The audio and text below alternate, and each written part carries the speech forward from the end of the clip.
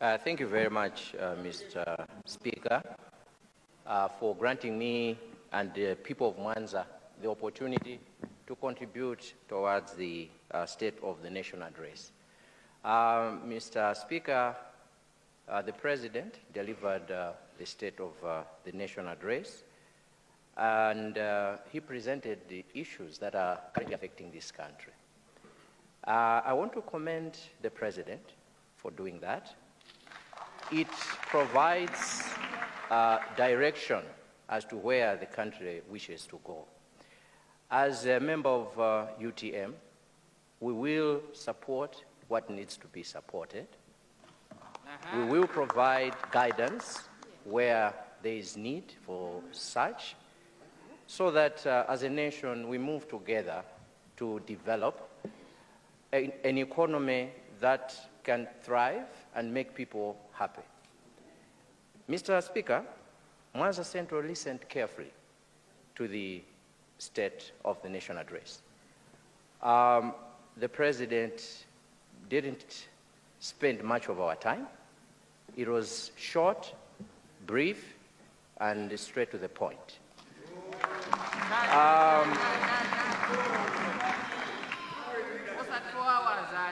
I will focus on a few areas. Number one, I want to focus on the economy. Mr. Speaker, Malawians are suffering.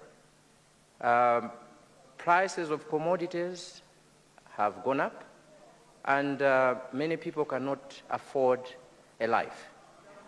The President mentioned in this House, and he provided the projection for on how the economy will be growing.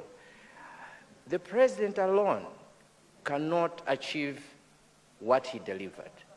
There is need for a collaboration of different sectors, different ministries. And I think what the President did was to provide direction and guidance to the ministers and the MDAs so that they know exactly what his expectations are. This time around, the way the economy is, an ordinary Malawian is finding it hard to afford basic commodities because most of the prices have gone up. I want to commend government that maize price has gone down now. You know, it contributes a lot to our inflation. That's why the inflation, the food inflation, is going down. And we want to commend that and urge government to continue using whatever method they have used to bring the maize price down. Because our colleagues in Malawi Congress Party are claiming that maize was already in Malawi.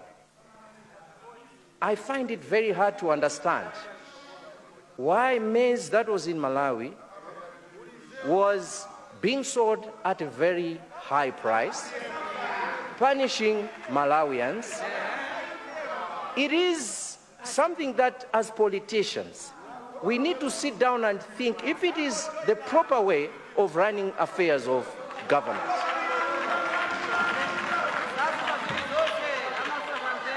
Mr. Speaker, we are still having forex shortages. This issue must be looked into critically. I know the Minister of Finance will be coming here on Friday to present a budget statement.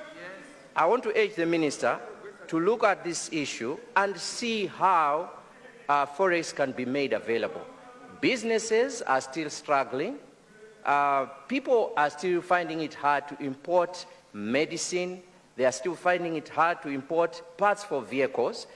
It is only the Minister who can change this whole situation. So I want to urge the Minister of Finance, when he's coming on Friday, his budget statement must provide a policy, a direction that can improve the forex situation in this country. We want to urge government to make sure that the economy recovers.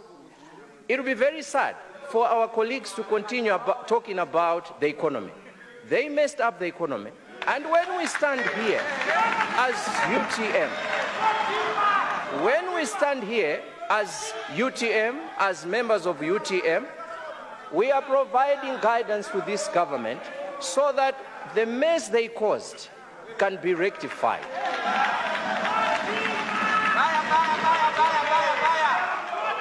It will not be possible to recover from the shock, the economic shock that we are in, without expanding and diversifying sustainable forex generation. What we need is, we need to promote agro-processing and value addition strengthening to reduce imports of basic commodities. Mr. Speaker, these priorities are fully aligned with the aspirations of Malawi Agenda 2063, which envisions a productive and self-reliant nation. On agriculture and food security, Mr. Speaker, while I applaud government for the short-term interventions, such as the maize purchases and the fertilizer distribution that provide temporary relief, Malawi must move towards long-term agricultural resilience. To achieve that, we propose, as UTM, as a Member of Parliament for Mwanza Central, expansion of irrigation infrastructure, mechanization for smallholder farmers.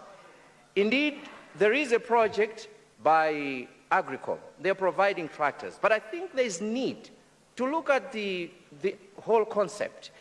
There is a gap somewhere, because farmers are given tractors when they don't have capacity to run those tractors on their farms. That is something that we need to look critically and find a solution. Whether it means changing the policy, changing the concept, I think we need to do that. I'm glad that my sister, Honorable Minister of Agriculture, she understands exactly what I am talking about. We also need, I think government must also go into partnerships with fertilizer producers. There are people who have the capacity to produce fertilizer in Malawi. The challenge that we have is, for a company to be established, there is need for capital. Now, you know, in Malawi, a lot of businesses cannot afford to finance a project bigger of that sort. So what we need is government to form partnerships with business people so that we can have more fertilizer manufacturing plants. I'm glad that we have a Malawian who will soon start producing fertilizer. We need more of those. And for us to achieve that, we need a lot of partnerships. And also, I want to ask Minister of Agriculture to look at the issue of structured markets for diverse crops, not just tobacco. Tobacco, we are already doing well. We have a structured market. I think it's time we also go into structured markets for other commodities. And food security, Mr. Speaker, must be sustainable, not seasonal. Rain-fed agriculture has disappointed us. A lot of people, including my colleague behind me, Honorable Member from Nkulukuta, just lost over 100 million kwacha in Mangochi on a rice plantation. It is because we are relying on rain as a source of water. Yet God gave us abundant water in this country. Mr. Speaker, it's high time. We invested a lot of money in irrigation. Mr. Speaker, I'll also speak on the industrialization and mining. I want to welcome the commitment by government to form socio-economic zones and the reforms in the mining sector. However, policy announcements must translate into transparent implementation. The President has provided direction, and those entrusted with the implementation must do the needful. Mr. Speaker, Mwanza Central proposed the following. We need clear timelines for industrial projects, transparent mining agreements, strong parliamentary oversight, and independently governed sovereign wealth fund so that Malawi's mineral wealth must benefit present and future generations. There's a lot happening in mining. It has been happening. It's a norm. There's a lot of corruption. And I want this government to root out that corruption, bring out a clear direction on how we want Malawians to benefit from the resources that we have in this country. Mr. Speaker, I'll also talk something on the energy and infrastructure. Energy remains the backbone of our industrial growth. While additional megawatts have been provided, it has been reported, businesses are still experiencing supply instability.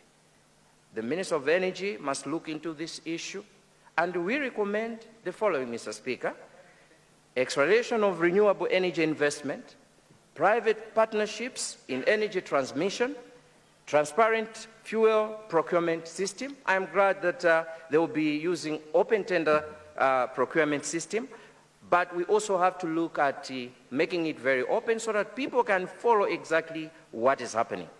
We also want to propose infrastructure development that is strategic, not reactive to what happens at that immediate point. And on education, Mr. Speaker, I also just want to commend government for the free secondary education. However, access to education must also be matched with quality, and that's through adequate teacher recruitment, improvement in facilities, and we are in the digital era now. We must also invest a lot in digital education.